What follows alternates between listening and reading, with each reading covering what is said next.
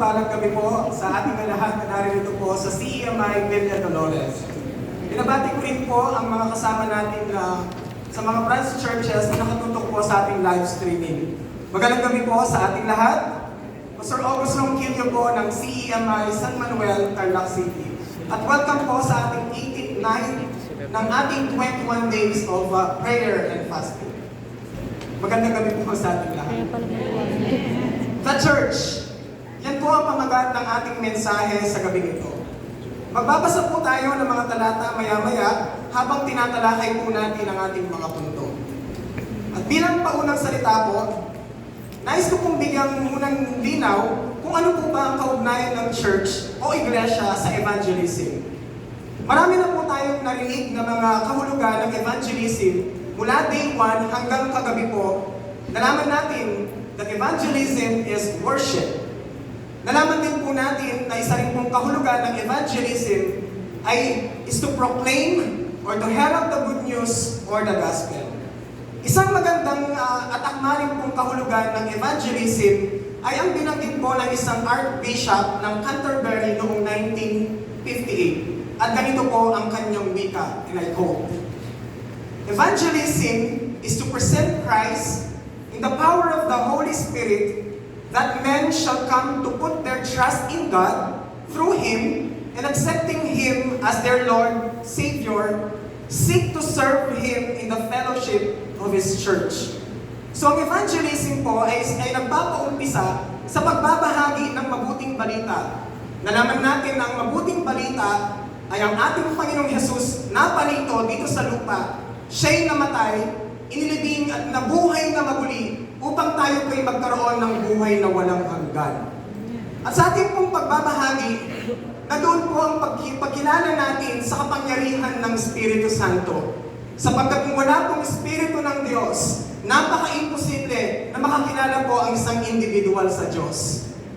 The Holy Spirit is the one who empowers the believer to proclaim the good news. Siya rin pong nag-uudyok sa tao na kumilala sa Panginoong Hesus at siya pong nagbibigay kaliwanagan sa puso at isip ng taong ating pong binabahaginan ng salita ng Diyos. At kapag kumilala po ang isang taong binabahaginan natin ng mabuting balita ng kaligtasan, hindi po natatapos doon ang ating trabaho. The next step, kailangan dalhin po natin siya sa church upang maalagaan siya at lumago ang kanyang pananampalataya. Ang sabi po sa huling bahagi, seek to serve Him in the fellowship of His church. So we see, may kaugnayan po ang church sa evangelism. At yan pong nais kong paksahin ngayong gabi ito.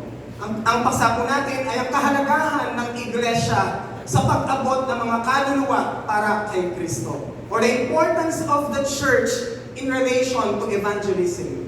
Tatlong punto po ang nais kong bigyang tiin, kaugnay po sa ating katanungan na sa papaanong paraan may papakita ang kahalagahan ng iglesia sa pag-abot ng kaluluwa para kay Kristo. Una po rito, the church as a source of strength.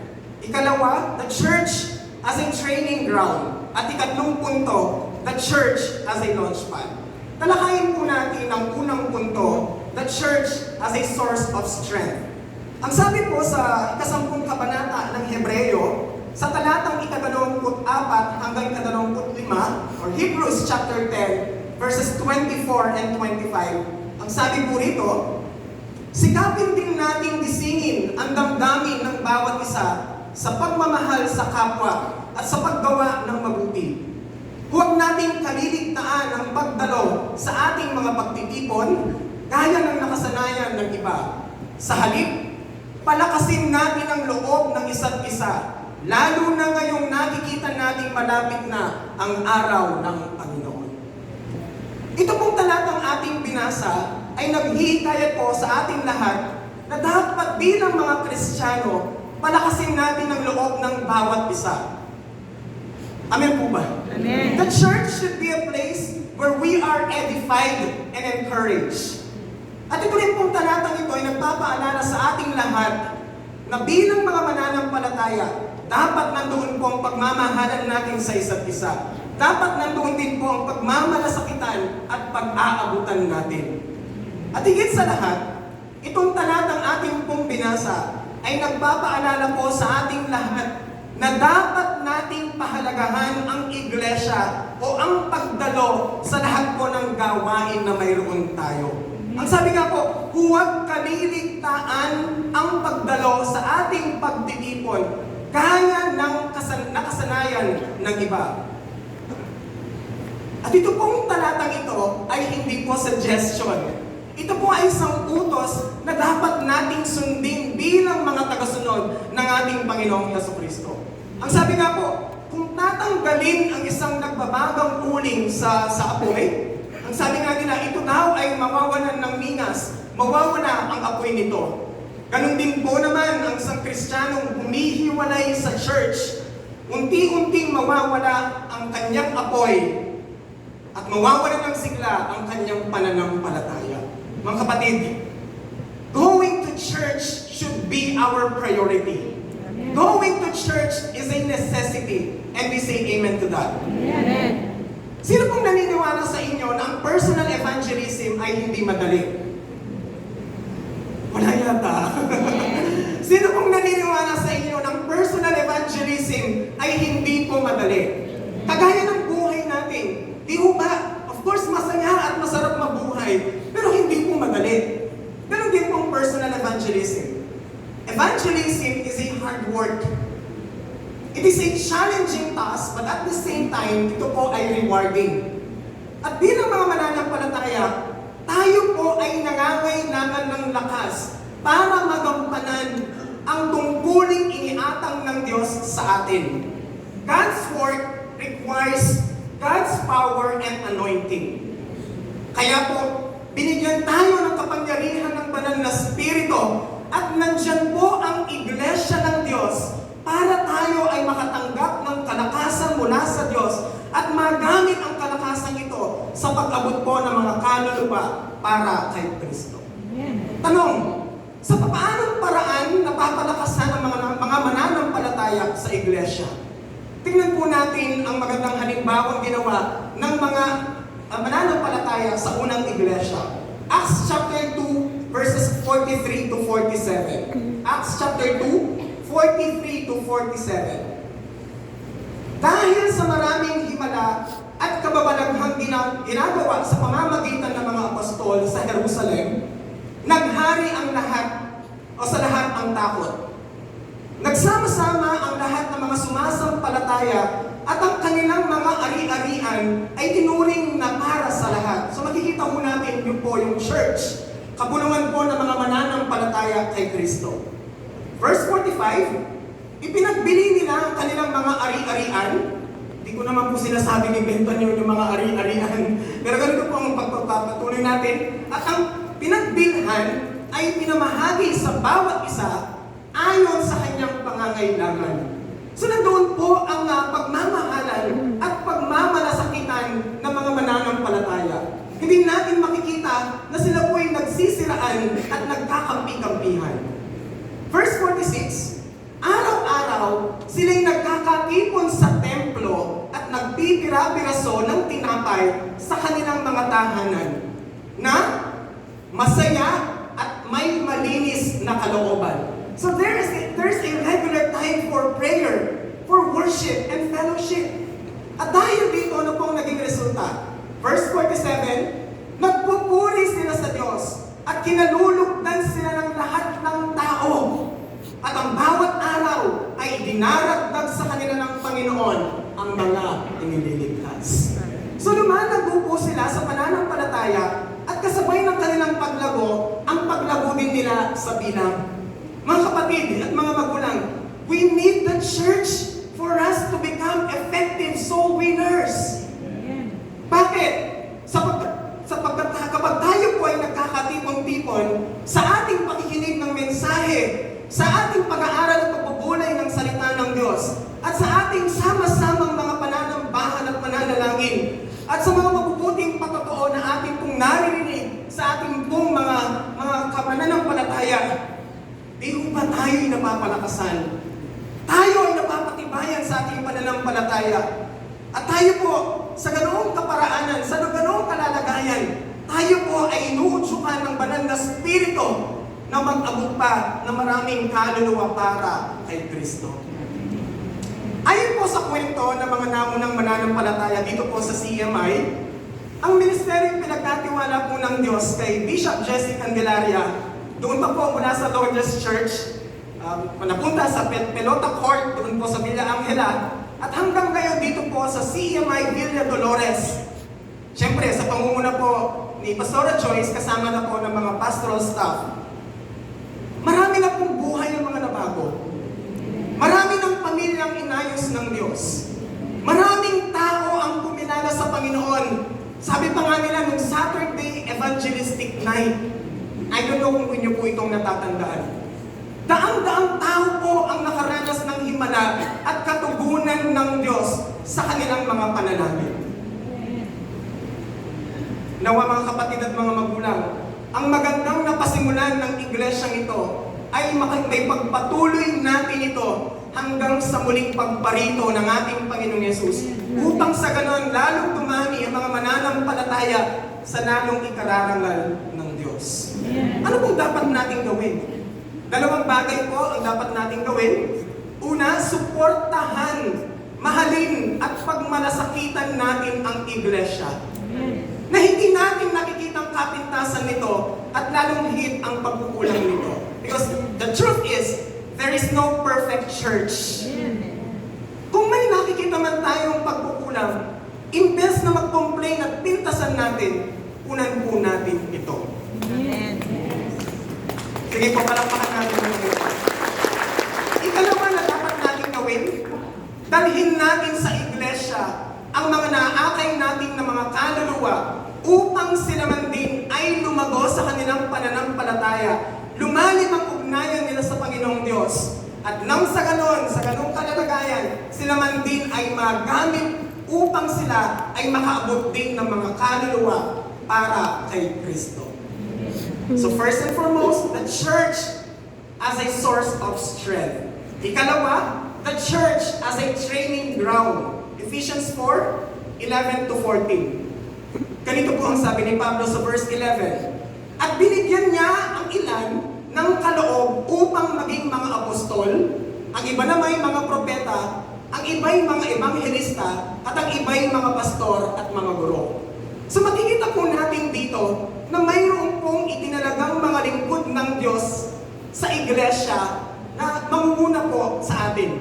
Sa anong kadahilanan? Pinagpatuloy po yan ni Pablo sa verse 12. Ginawa niya ito upang ihanda sa paglilingkod ang lahat ng mga hinirang upang maging matatag ang katawan ni Kristo hanggang makarating tayo sa pagkakaisa ng pananampalataya at pagkakakilala sa anak ng Diyos. At maging ganap ang ating pagkatao ayon sa pagiging ganap ni Kristo. Nang sa gayon, hindi na tayo magiging tulad ng mga batang madaling matangay ng sari-saring aral. Hindi na tayo maililigaw ng mga tao ang hangad ay dalhin tayo sa kamalian sa pamamagitan ng kanilang katusuhan at panlilinlang. Ano pong dahilan ng Diyos kung bakit itinalaga niya ang mga lingkod niya sa iglesia? Ang sabi po ni Pablo, unang-una, para ihanda ang mga mananampalataya sa paglilingkod. To equip the saints for the ministry. Alam niyo po, we are so blessed. Mayroon tayong mga pastor na nangangalaga sa atin. Amen. Sila'y matyagang nananalangin para sa atin. Ang problema niyo, problema natin. Ang problema ninyo, problema nila. Nandiyan sila masigasig na naglilingkod para sa ating lahat. Walang sawang naghahanda ng mga mensahe at pinapalalahanan tayo sa pamamagitan ng mga mensaheng kanilang ginagawa. Binigyan sila ng responsibilidad ng Diyos. Para saan? Upang hubugin, sanayin at ihanda tayo sa paglilingkod sa Diyos upang sa ganon ang bawat isa ay maging kapaki-pakinabang sa kaharian ng Diyos. Pero isang nakakalungkot na katotohanan ay many Christians feel unprepared to share their faith. Hindi alam kung paano po gagawin ito. Hindi alam kung anong sasabihin. Hindi alam kung paano magpaumpisa. Parang isang tao na magpe-perform ng surgery without a proper training. Nakakatakot po yata yun. Papa-opera ka sa isang tao na walang sapat na kasanayan. So similarly, attempting evangelism without preparation can lead to confusion. Subalit purihin ng Diyos sa iglesia because the church provides teaching, discipleship, and resources to help us effectively communicate the gospel of Christ. Tayo po ay hinuhubog, tayo ay nihahanda para makapaglingkod sa Diyos. We are equipped to serve God and the church.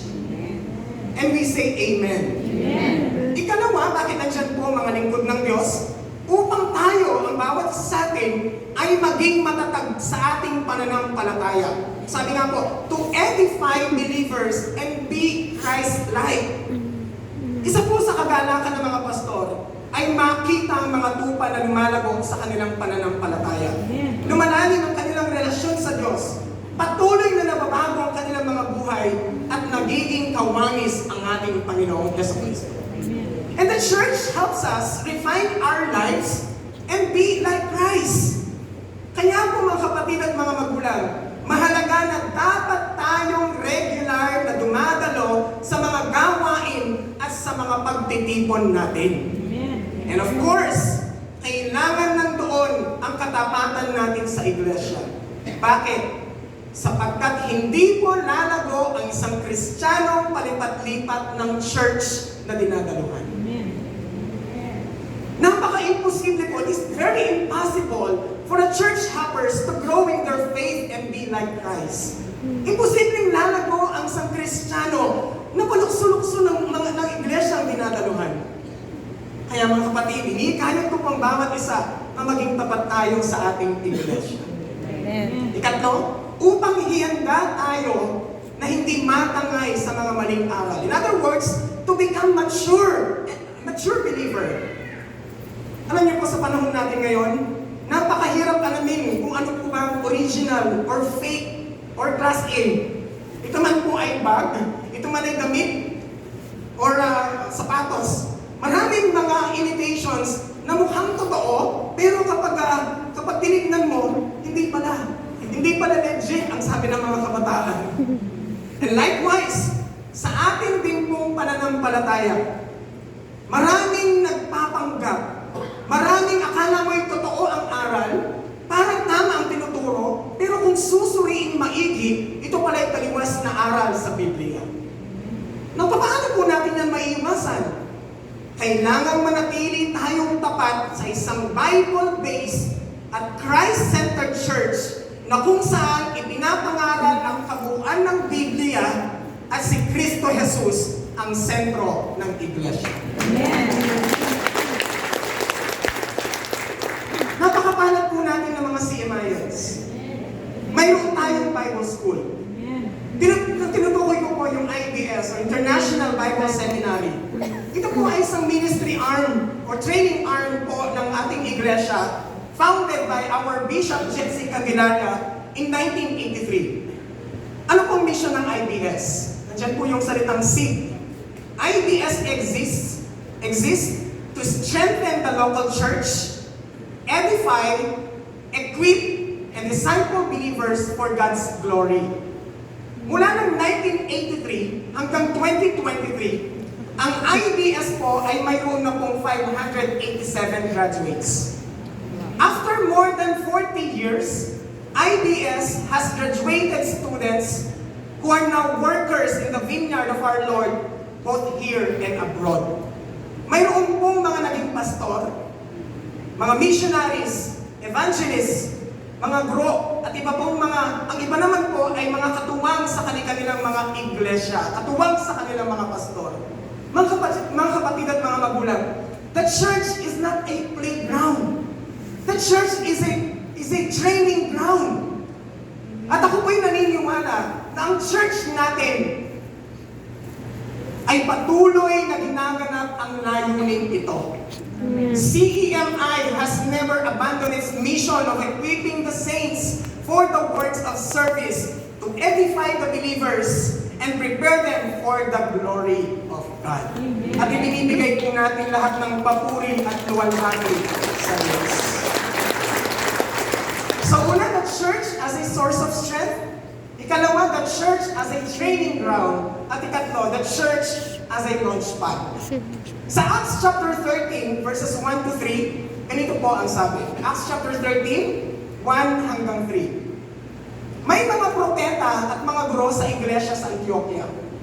Kabilang dito sina Bernabe, Simeon na tinatawag ding maitim, Lucio na taga Cyrene, Manaen na kababata ni Herodes, na pinuno ng Galilea at si Sa Saulo. English yun, ba't tinatawag na may... Habang sila'y nag-aayuno at sumasamba sa Panginoon, sinabi sa kanila ng Espiritu Santo, "Ibuhod ninyo sina Bernabe at Saulo. Sila'y pinili ko para sa tanging gawain inilaan ko sa kanila." Pagkatapos nilang mag-ayuno at manalangin, itinatong nila sa dalawa ang kanilang mga kamay at sila'y pinahayog na. Ayon po sa ating binasa, sina Pablo at ang kanyang mga kasama ay nagkatipon-tipon sa isang church sa Antioch. At habang sila po ay nag-aayuno at sumasamba sa Diyos, kagaya po na ginagawa natin ngayon sa ating 21 days of prayer and fasting, nangusap po ang banal na Espiritu ng Diyos. By the way, ang banal na Espiritu ng Diyos ay nangungusap pa rin hanggang ngayon. At ang kanyang pangungusap ay naayon po sa salita ng Diyos. It is always in line with biblical principles. At ano po ang kanyang sinabi? Sabi ng banal na Espiritu, ibukod sina Bernabe at Saulo para sa gawain itinalaga niya Sa Barnabas. para sa kanila. And so the Holy Spirit directed the church to send them out for the mission. At ganun nga po ang kanilang ginawa. Paul and Barnabas were commissioned by the church as they were led by the Holy Spirit. At ito po yung tinatawag nating first missionary journey ni Apostol Pablo. Kasama po si So, Barnabas. si Barnabas yung kasama niya. Ano pong naging resulta ng kanilang missionary journey na ito? Sa kanilang paghayo doon po sa lugar na iyon. Kung atin pong ipagpapatuloy ang pagbabasa, makikita ho natin mula chapters 13 to 14 na ganito po ang mga nangyari. Una, marami pong mga hentil ang kumilala sa Panginoong Jesus. Many Gentiles embraced Christianity, fulfilling the mission to spread the gospel via Jewish community. Ipinahayag po nila ang daan ng kaligtasan sa maraming mga tao sa Cyprus, sa Pisidian Antioch, sa Iconium, sa Lystra at Derbe. Maraming mga Gentiles, mga hentil ang kumilala sa Panginoong Diyos. Pangalawa na nangyari po, maraming mga iglesia ang napasimulan. New Christian communities were established in multiple cities. At marami pong mga manggagawa ang kanilang naitalaga sa mga simbahan naitayo nila. So na-expand po ang kaharian ng Diyos na dati-dati sa mga Hudyo lamang. Subalit dahil sa kanilang paghayo, nagbukas po ng maraming mga pintuan, hindi lamang para sa mga Hudyo, kundi sa mga hentil at napasimula na maraming mga iglesia. Hindi naman po yun ang nangyari. Marami rin po mga mananampalataya ang kanilang pinalakas ang loob. Paul and Barnabas encouraged believers to remain steadfast despite persecution. Hindi na naman po puro magagandang karanasan ang kanilang naranasan doon. May mga pagkakataon po na sila ay nakaranas din ng pag-uusig at oposisyon nang dahil po sa pagbabahagi ng salita ng Diyos. Sa ganitong kalalagayan, binigyan po nila ng ang mga mananampalataya na nagdaranas po ng kapagsubukan at pag-uusig ng iba yung kalakasan. They encourage the believers doon po sa lugar na yon. Bagay na ating din pong nararanasan, tama po ba? Tayo po bilang mga Kristiyano, hindi tayo exempted sa persecution. Sa ating pong pagnanais ng mabot na mga kaluluwa para sa Panginoon, posible na tanggihan tayo at usigin ng bawat isa sa atin. Basahin po natin, Acts 14:21 to 22. Ang magandang balita ay pinangaral ni Pablo at Bernabe sa Derbe at marami silang nahikayat na maging alagad. Pagkatapos, nagbalik sila sa Listra, Iconio at Antioquia ng Pisidia. Verse 22, pansinin niyo po. Pinalakas nila ang loob ng mga alagad at pinayuhang manatiling tapat sa pananampalataya. Daranas muna tayo ng maraming kapig-hatian upang makapasok sa kaharian ng Diyos, sabi nila sa mga alagad. Mga kapatid, the church plays a crucial role in the fulfillment of the Great Commission. Sa papaanong paraan? By sending out believers to carry the gospel to all nations. Mga kamanggagawa ko po dito sa CMI, the church should be a launching pad for missionaries, evangelists, and church planters. Sapagkat ang iglesia ay ang instrumento ng Diyos upang ang bawat tao ay kumilala sa ating pong Panginoong Jesucristo.